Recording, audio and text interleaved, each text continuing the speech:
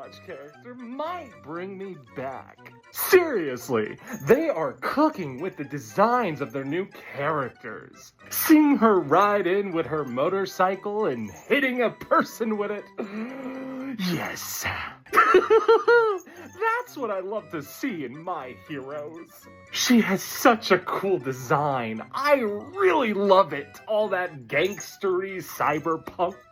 You gotta give it to Overwatch. They really outdid themselves with this one. Her pistols look like so much fun. It really does show off her gangster side.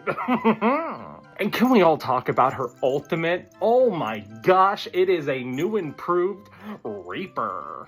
Look, if Overwatch is gonna do a collab, it's gonna be Cyberpunk Edge Runners. Like, come on, she looks straight out of it. And I'm all for it.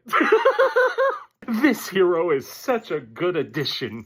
Please let me know if y'all think she's busted or well designed. What can I say? Like and subscribe!